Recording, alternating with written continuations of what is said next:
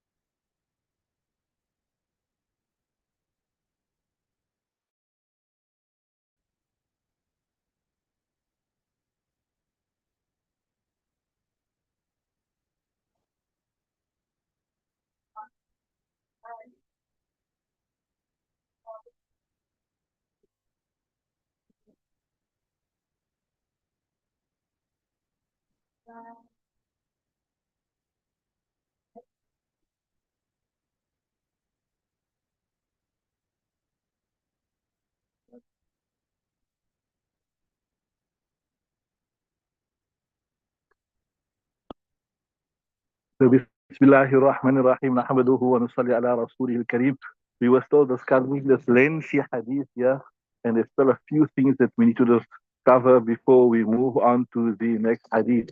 Yeah, if I remember correctly, I told you, Bismillahirrahmanirrahim. لقد خشيت على نفسي. I feared for myself. I feared, literal translation, I feared upon myself. And I told you, obviously, it means I feared for myself. And then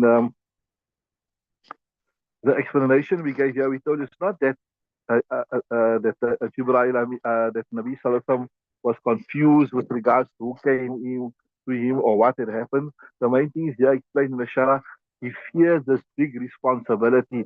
إن أردنا الأمانة على السماوات والأرض والجبال فأبين أن يحملنها وأشفقنا منها وحملها الإنسان. And then also he has mentioned he feared what would happen. Remember when Waraqat ibn Nawfal came and said, uh, um, that I would assist you when your people will remove you, right? This is our mukhrijiya qawmi, when my people really remove me, our mukhrijiya. So all of this here um, is weighed heavily upon him, and this responsibility. Hence he said, لَقَدْ خَشِيتُ عَلَى نَفْسِي. That the whole world, the whole Arab world, the non-Arab world, everybody who will turn against him. Right. Then I told you, remember I mentioned to you, that Hazrat Khadija radiallahu ta'ala, she pacified him, she placid him and said, look here, you have some sterling qualities in you. And she knew that, look here, it is the sunnah of Allah subhanahu wa ta'ala. When you have these sterling qualities in Allah ta'ala will never abandon you. Allah ta'ala will always be by your side. Allah ta'ala won't let anything negative happen to you. Allah ta'ala won't let any disgrace come upon you, right? And then she enumerates these qualities. So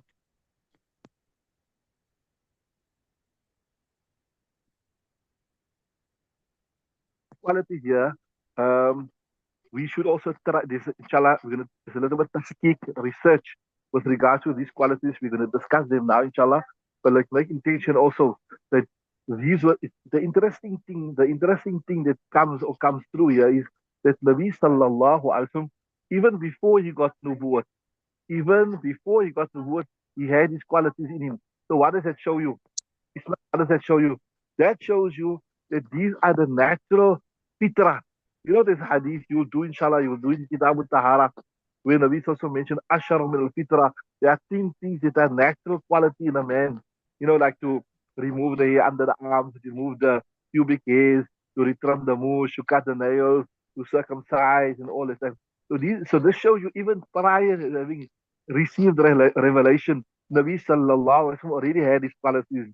So what does it show you? That these are the natural things that a basic human being should even have in him. You don't need divine guidance to show you and guide you with regards to this. as a human being, you're supposed to naturally gravitate to these qualities. So the first one, see there, um, what she says here, it's pretty simple, right? وتصدق الحديث, right? وتحمل الكلة. So this word kal, actually it comes in the Quran. وهو كل على مولاه. He's a burden upon his master, right? أينما يوجهه لا يأتي بخير. So this word, we're not discussing every word, we're just discussing the difficult words. Or the other stuff are pretty simple, like that which we told you there, that you always speak the truth and you join family ties. All of that will also be discussed maybe, inshallah, in the relevant abwab. But here we're just doing a bit of tahqiq on the different words, on the difficult words, right? So, wa tahmilul kalla, you carry the burden for the kal. I said the word wa kallun ala mawla. So it basically means that person who does not have any resources by him and nobody wants to help him also. Uh, we say bekar, beyar. And here they say like the orphans, the poor people, the widows, the weak, right? Those who can't earn for themselves. That was the one, right? So kal means first persons who are unable, they don't have the capacity to look after themselves. وتكسب المعدومة, that person who has no provisions. معدومة عدم يعدم means not to have. A person does not have any provisions himself. He doesn't have the basic necessities. Okay, so that one, so you assist them. But وتقري ضيف, some got تقري from فعل, قرا يقري, طرا يقري, so that is ضرب يضربونه.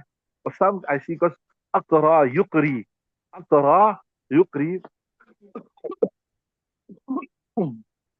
طرا, it means to host, تقرب ضيفة, to host the guest.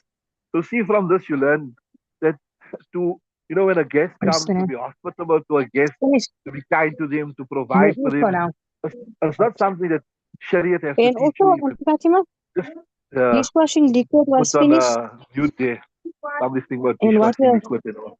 They're busy with dishes, maybe, I don't know. And these are busy with the dishes at home. Right. So, so what I'm going to show you is that you, in order to look after your guests, you don't need Islam to guide you. You don't need Islam. You must just be a decent human being. What must you be? A decent human being, a normal human being. That's good enough for you to know that you have to look after the guests, to provide for the guests, etc. Then the next one here is, remember, we're not doing every word. These are wabs, you do them, inshallah, you done them in Riyadh Salihin, you done them in Mishkaat Shareef. Here we're only doing the difficult words, the word that needs some tahqiq. Nawa'ibul haq. Nawa'ibul haq, nawa'ib is jama of na'ibun. Is jama of na'ibun. So I tell you, this is idafat ila takhsis, right? No, so it's nawaib al haqqi haqqun like, so the difficulties, and I tell you, nawaib is jama of naib and it's masail care, right? So like through difficulties that come upon people, you help them with the regards to that. The real difficulties come on people, right? And namus, normally a person, literally, lexically, namus refer to what? Namus refer to somebody that is your, what's the right word here? There's a nice word. Your confidant, yeah. Your confidant. Somebody that you have confidence in. Somebody that you share your secrets with when you need to speak to somebody, right? Your confidant. There's a little some, and this is in the same kind of jasus. What is jasus? A spy, ne? Person who gathers information, plural jawasis. So namus, right?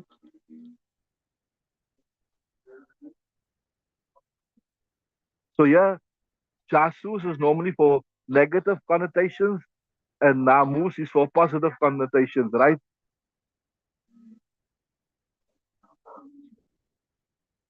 So interesting, yeah, like how we say for Hazrat Jibra'il, he said, yeah, the Jews, etc., they should say for Jibra'il in the Hebrew language, his name was a Namus. Are you with me? So interesting thing here, you know, I made mention to this discussion last time. I told you, was Waraqat ibn Nawfal a Sahabi? Did he accept, did he see Nabi Sallallahu why is a Muslim? Did he die on Islam?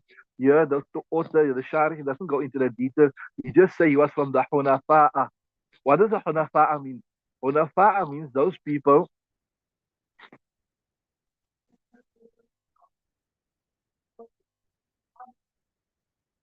that believed upon the correct religion of their time. So like we told in the time of Musa alayhi salam, the correct religion was Judaism in its correct form. In the time of Isa alayhi salam, the correct religion to follow was Christianity, as was brought by Isa alayhi salam.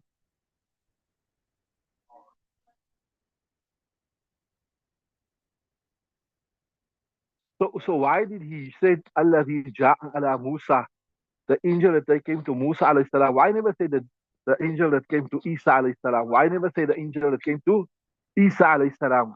Interesting is mentioned here that Musa alayhi salam was a more famous prophet. He was from the great famous prophets. And it's like, you know, sometimes when you want to speak about something and you want to explain something to somebody, you'll explain it with something which is more common, with something that everybody's aware about. You'll use that as an example, right? Then the one, oh dear, nobody came with such a message that leave out your shenanigans, leave out your evil, leave out shirk, except, oh dear, you are shown enmity.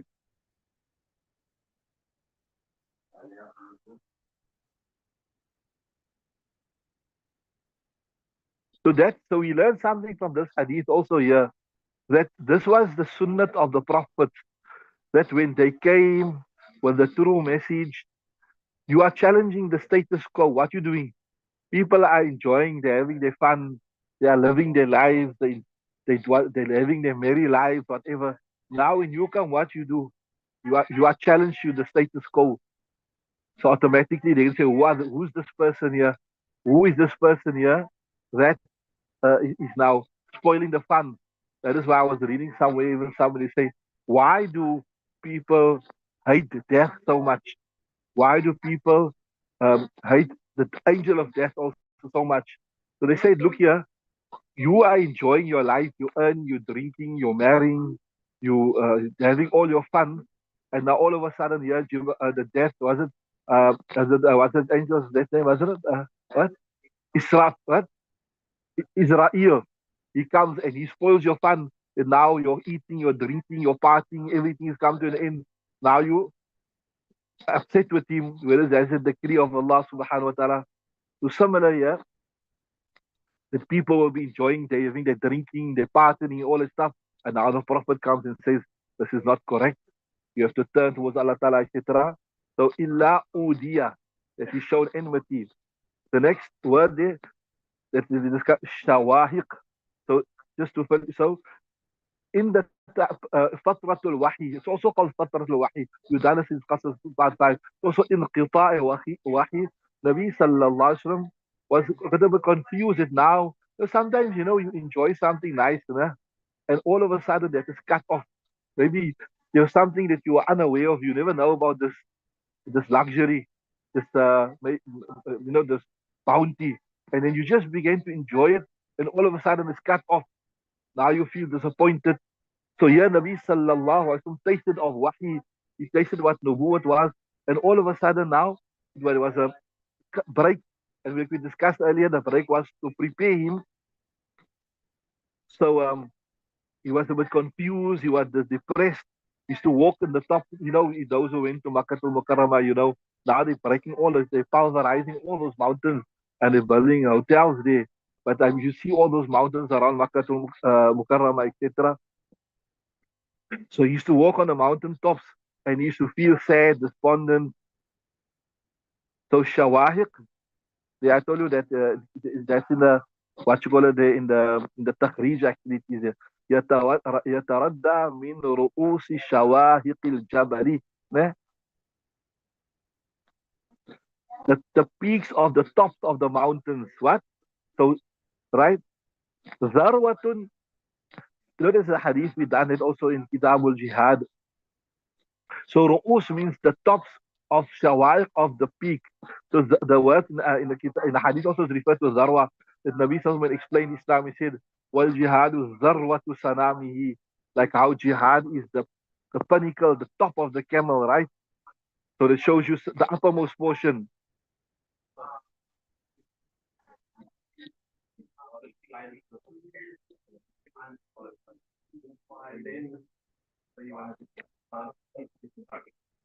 Right. So zarwa. So ghada minhu miraran. This happened from Nabi Sallallahu Alaihi Wasallam several times. This happened. They look there. كي يلقي نفسه منه, right? Then تبدى له جبريل فغدا منه مرارا. Where is it? تدخل عليه حين. Yeah. Right. فيما بلغنا حزنا غدا منه مرارا. So this happened several times. Several times Nabi Sallallahu. I told you, if you look at the Sirat Mustafa, this can there be, you got some nice detail also with regard to that in there, right? Mu'azzara comes from wazir. And if you look at the Sa'ansuruka Nasram Mu'azzara, wazir means your minister. Now, who's your minister normally? The person who assists you, like you got the Minister of Finance, Minister of Home Affairs, Minister of Al Wazir Dakhiliya. What you call? The wife is called the Minister of Internal Affairs, Al Waziratu Dakhiliya. So a minister is a person who help you. So Azzara yu'azziru mu'azzaran means is the maf'ul. Azzara yu'azziru mu'azzaran. I will give you a solid helping. I will help you. Right? So you know that Azzara yu'azziru, and this is mu'azzaran, which is the ismul maf'ul, the one who the action is being done upon. So I will give you a solid helping at the time of need if I am there, right? Taradda yataradda. This is the root word is ra dal ya. Yatafa'al yatafa'alu taradda yataradda. Comes the Quran also. Where comes the Quran? Ismail. Yataradda in the Quran. Who knows? So okay, we almost finished. Yes, we're gonna do the next. So there is it. Yataradda means kay yataradda, so that he may fall off, right? The peaks of the mountains. Jashuhu اضطرابه. There's it, that part there.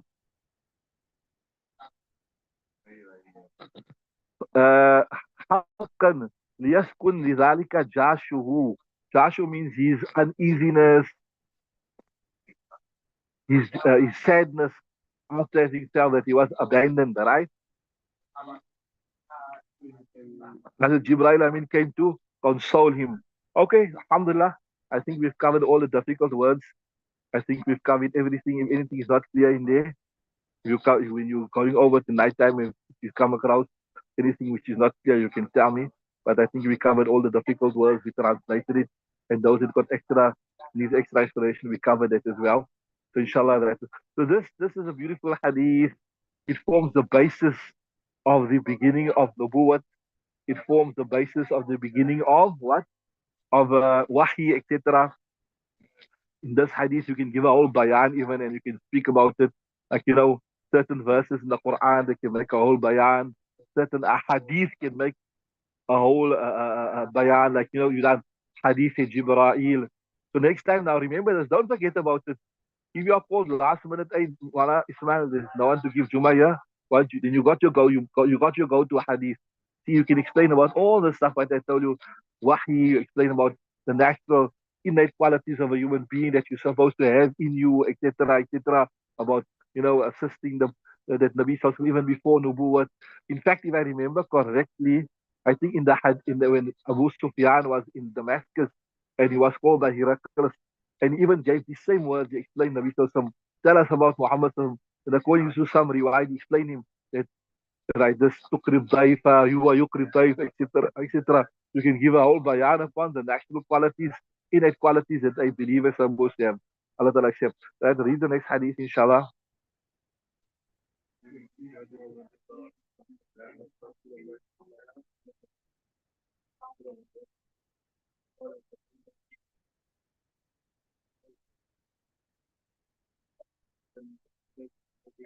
Okay,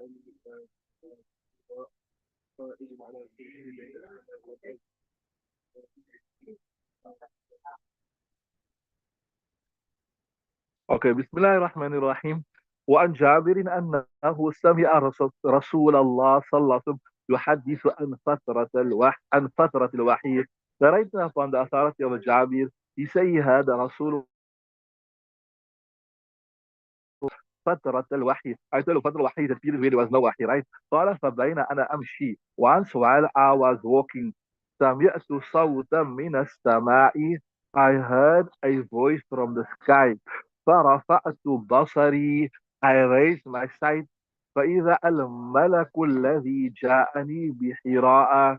Then all of a sudden, the angel, the one that came to me in Ghar Hira. We discussed, remember, when Nabi sallallahu alaihi wasallam was in solitude in Ghar Hira, remember? Right? They're saying the same angel that came to me in Ghar Hira, I saw him. Subhanallah, just imagine this. Qa'idun ala kursiyin. I saw the angel sitting on a chair, subhanallah. Bayna samai wal ard, subhanallah. And this chair was suspended between the sky and the earth, right? Right? فجُعِفْتُ مِنْهُ رُعْبًا حتى هويت. I was overtaken from him with awe until hawaitu. Hawaya we normally refer to like to intend something, but you mean like I fell on the ground, right?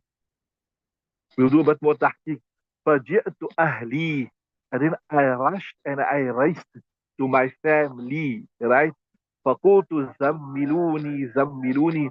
I said to Hazrat Khadija to the Kubra radiallahu ta'ala, cover me, cover me. فزملوني, they covered me.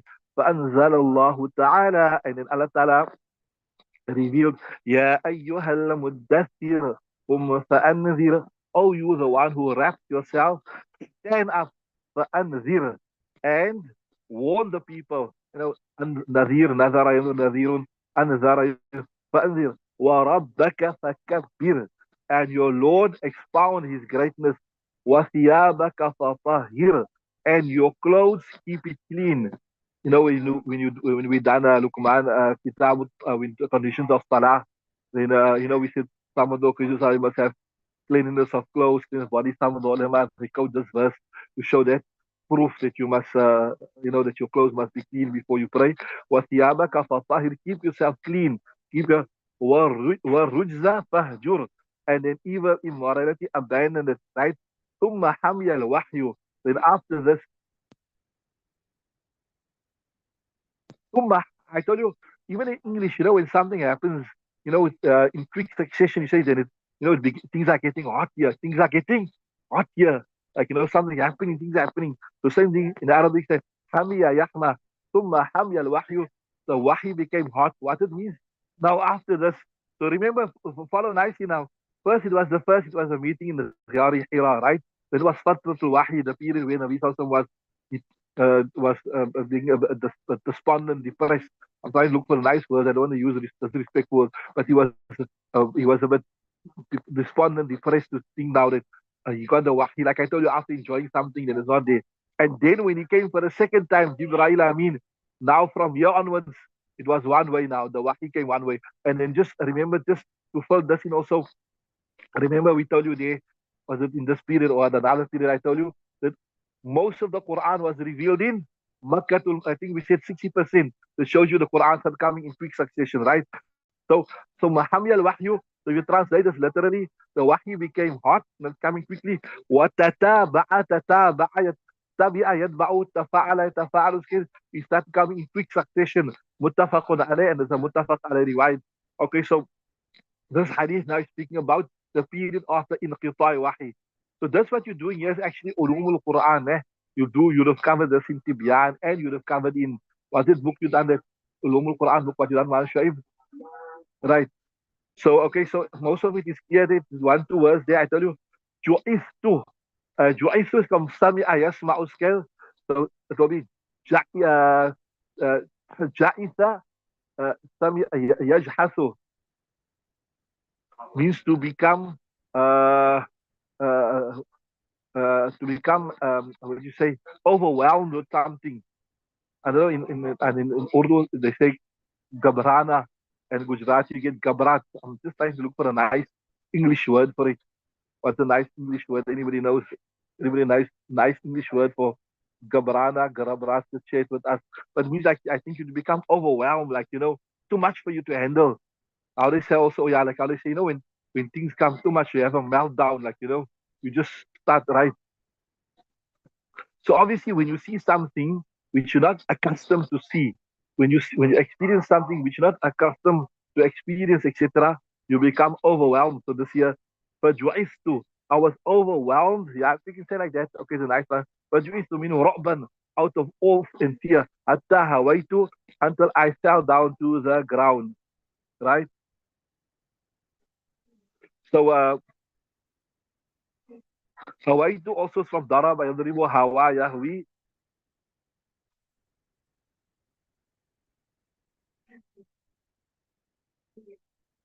So in English they say, when something stops before it happens continuously. What they say it, what they call it, yeah, in nice word in English, the lull before the storm. It's like something happened, maybe you done something wrong, right? You done something wrong, and then you see the wife is quiet, quiet. Now you get worried. Hey, what's happening here? Something wrong. Normally she's speaking all the time, but here she's quiet. And it's not possible that you just done the wrong thing and she's gonna be quiet because she's gonna give it to you. And now you're waiting for it, you're anticipating it. So what you call it? The lull before the storm. What's it? Like even like maybe out what's the ishtiqaq, like maybe out in the ocean before the storm comes and everything is quiet and all of a sudden the storm comes one time. So you say call it the storm. So this period, this quiet period, there wasn't like you could so to say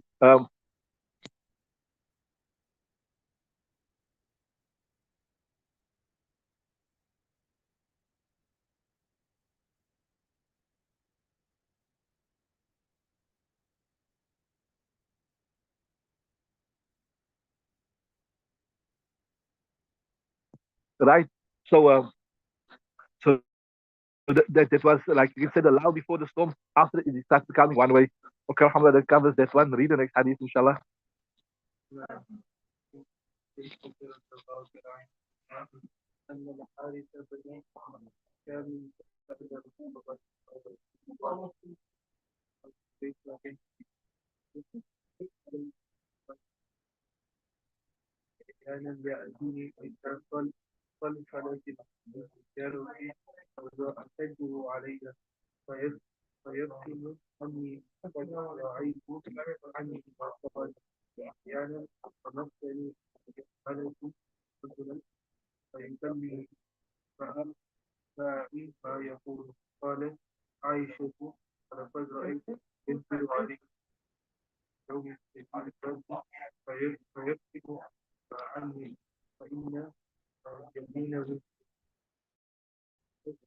Okay, stop there. Bismillah ar-Rahman ar-Rahim. وعن عائشة narrating عائشة صديقة رضي الله تعالى عنها أن الحارث بن هشام والحارث بن هشام صحابي سأل رسول الله صلى الله عليه وسلم asked رسول الله فقال يا رسول الله أو رسول الله كيف يأتيك الوحي you tell us always that this information came to you from Allah subhanahu wa ta'ala etc. Tell us, how does the information come to you? How does the information كيف يأتي فقال رسول الله صلى الله عليه وسلم أحيانا يأتيني مثل صلصلة الجرس. that أحيان جمع حين. So at times. So حين is when, and أحيان, just remember at times. What? So at times. It's not every time. Like if I tell you, where do you go? You say sometimes you go here, sometimes you go there. Same thing. So this refers to sometimes. What? So أحيانا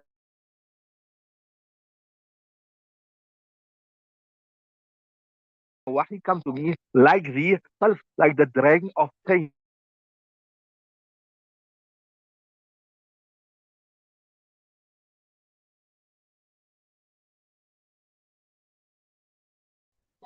form of wahi that I know Andy. And then literally it perspires from me. I break out into a perspiration. وقد وعيت عنه. And then we'll discuss this here. You can say I have to memorize ما قال, what he said. Then he says وأحيانا يتمثل لي الملك. And at times the angel appears to me rajulan as in the shape and form of a man.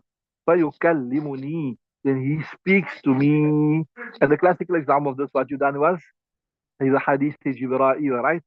فَأَإِي وَآيَإِي. وَآيَ, it was already وَإِيَ.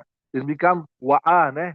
Ya, حرف المتكلم ما قبل فتح becomes so فأي ما يقول, then I memorize what he's saying. قالت عائشة, عائشة said ولقد رأيته, I saw him, right? يعني as Aisha Siddiqa saying, I saw Rasulullah ينزل عليه,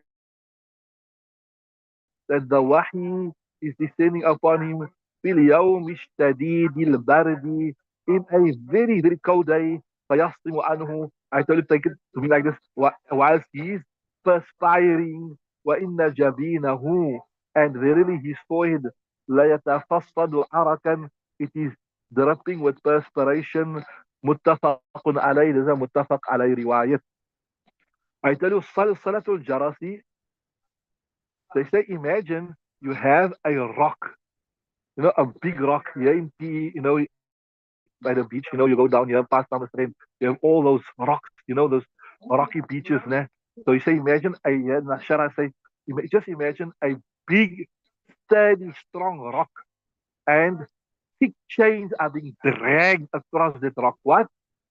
Thick chains. So that sound will come. It's like a very piercing sound, like so to say, like a screeching, or maybe in today's day and age, maybe to understand it, I'm just thinking now, obviously, my own thing from my own side here, like maybe like, you get a sirens that give a screechy sound, something like that, right? But anyway, in the words of the hadith, because obviously those years there wasn't this type of the type of what you call technology, not inventions we have today, sirens and all that type of thing. So a very difficult sound, piercing sound, so to say, screechy sound, right? And the sound by which it was communicated through was called salsalatul jaras.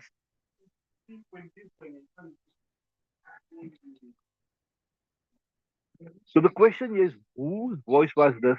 Was this the angel that was communicating to Nabi sallallahu alaihi wasallam?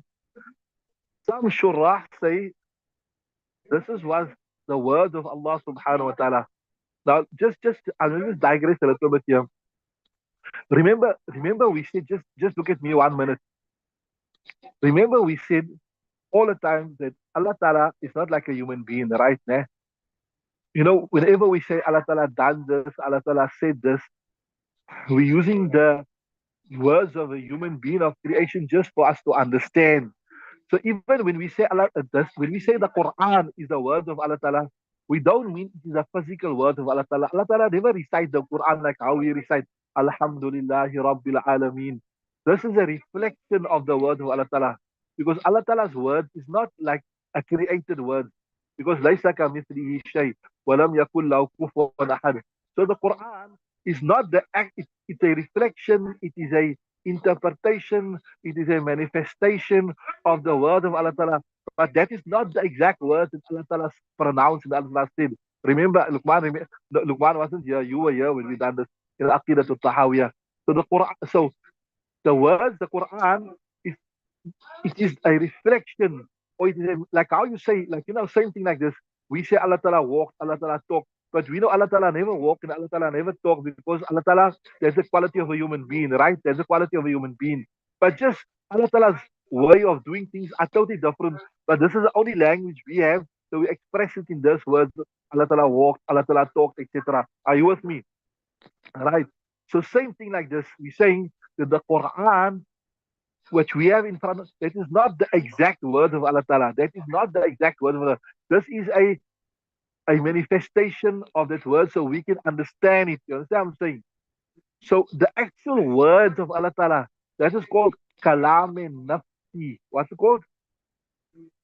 So why this word here, when you say Alhamdulillah Rabbil Alameen Ar-Rahman Ar-Rahim Malik Yawmiddin, that is a reflection of Allah Ta'ala's kalam. That is something which is made up of huruf, alif, ba, ta, ta. It is something which is created. But the real original Quran is a sifat of Allah Ta'ala. It is a quality of Allah Ta'ala. And like Allah Ta'ala is uncreated, the original Kalam of Allah Ta'ala is uncreated. Are you with me? You understood that? Now, after having understood that, I hope those who are hearing this for the first time, it might be a bit complex, but Ismail was here when we discussed this last year in detail in Aqil Tahawiyah. Uh, Having understood that, some ulama say, you see the sound here of this change, etc. This was the kalam nafsi. It was the actual voice of Allah Ta'ala. Not the voice, I won't say voice also because there's inappropriate because voice is a created thing, right? So, and Allah Ta'ala didn't have a create voice. But whichever way Allah Ta'ala speaks, we don't know. We can only think in terms of created things. We can only think in terms of created things because we think about creation because we live in a world where everything is created. But what he's saying is the real actual Quran from Allah Ta'ala, not that we so remember this terminology. Kalam and nafsi means the original message that was in Allah Ta'ala, that was part of the sifat of Allah Ta'ala, which was always there. So just to understand it there, so some ulama say that this was kalam and nafsi, not the Quran which we have, which is it's a created manifestation for us to understand. So if you look at it at that expression, that this was kalam and nafsi, it makes more sense because Nabi Sallallahu Alaihi Wasallam was saying that it was most difficult to understand this here because it was not the normal created Quran that we know is it. So that's an interesting masa also that with you but as Imam Malik was tested the Quran is makhluk or غير makhluk. Is the Quran a created thing and it was not a creating. The Mu'tazilah at the time, they insisted the Quran, the actual Quran from Allah Ta'ala was a created thing, like how Allah Ta'ala creates things. We say our belief is that the Quran, original Quran is a sifat of Allah Ta'ala, and Allah Ta'ala is not created. That's why his sifat is also not created. So the original Quran is with Allah is غير makhluk. And as Imam Malik was punished severely, the ruler at that time they punished him, they beat him, they whooped him. They say they whooped him to such an extent. If an elephant was whooped like how he was whooped, an elephant will shriek out in pain. But Imam Malik never shriek out in pain, not once. He stuck to his guys. The Quran is غير makhluk. The Quran is the sifat of Allah Ta'ala. Allah Ta'ala is not created. So Allah Ta'ala's sifat is not created, right?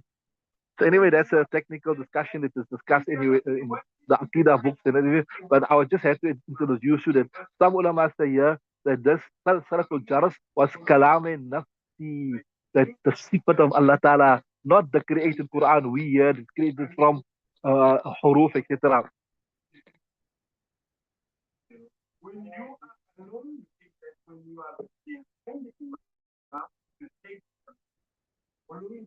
Some ulama explain this. They say, like when a message is coming through, then you get like an announcement.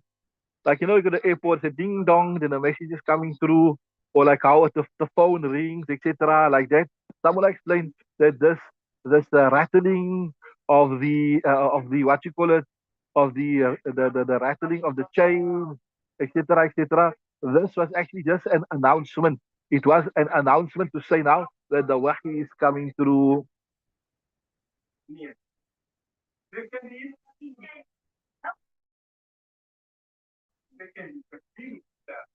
Yep. Shah Walida Muhadith Dalwi, he says, like how the hadith say that it was the most difficult type of wahi.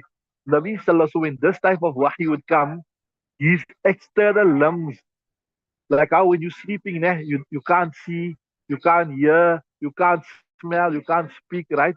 Shah Walida Muhadith Dalwi say his external limbs would become what? Dysfunctional. And the communication was on a different level, was from heart to heart. You understood that? So this called ta'attala means to be rendered like useless. So his senses would be inact. Yeah, right word. His senses, outer senses, would be inactivated, and this message would be communicated directly to his heart, right?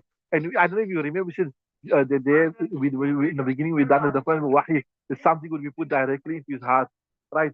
So ashaddahu. So this would be the most difficult one. And here we also discussed this. Remember, we said this insilakh bashariyat, where his human qualities is taken away and he's transported to a different realm. He's transferred to alam malakutiyat, to the akhirat, the different world. So that's also one explanation here, that his normal faculties, his senses have become inactivated, and he's now transported to a different realm. فيصم So فيصم here means, according to some explanation, until the wahi cuts off today. وهو أشده علي فيصم عني. Then afterwards, the wahi cuts off. وقد وعيت عنه.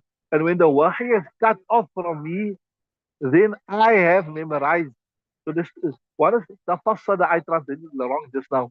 The fasada is the one, the second one, it speaks about the perspiration, and this fayaqsim will speak about to stop, right? So what that part is saying, by the time the wahi has stopped, I've already memorized. You know what I'm saying?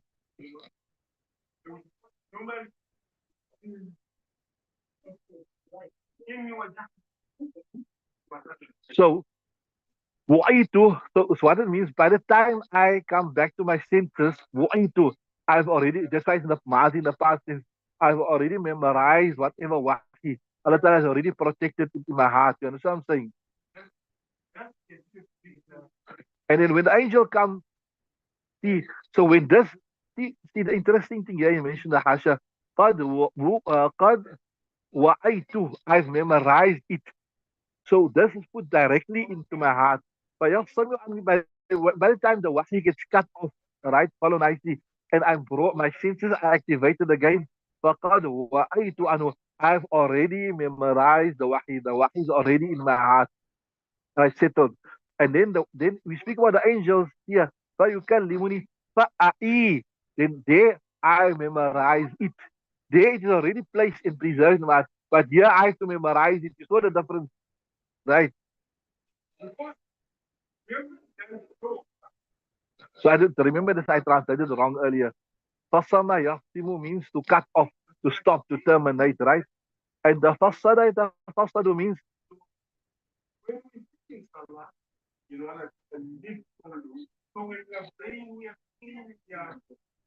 the fasad, fasad normally refers to the cutting of blood, ne? Fasad refers to the cutting of blood. But in this context here, tafassada yatafassadu,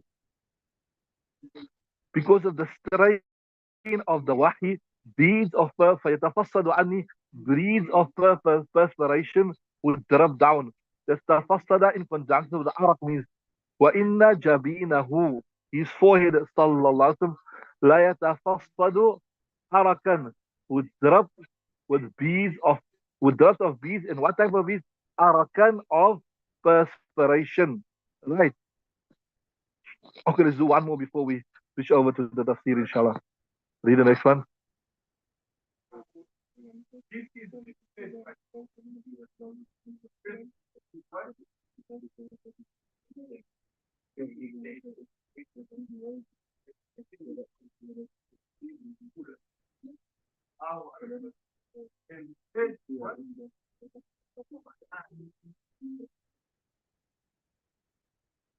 بسم الله الرحمن الرحيم.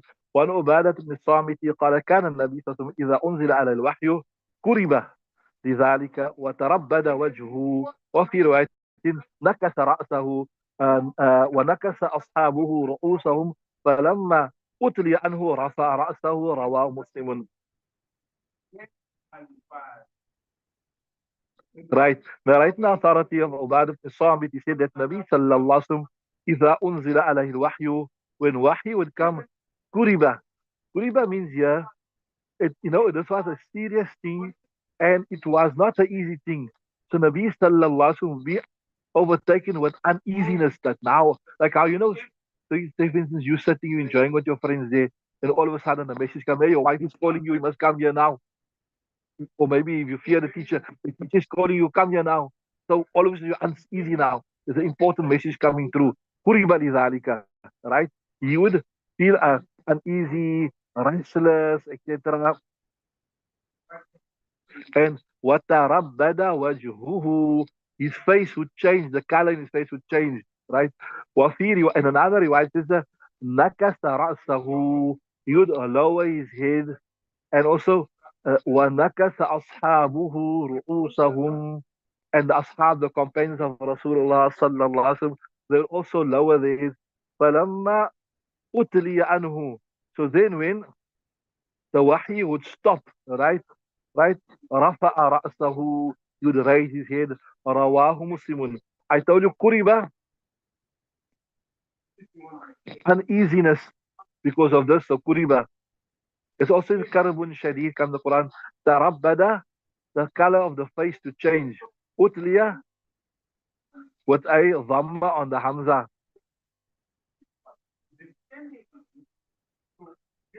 So, uqli'a, when the should stop.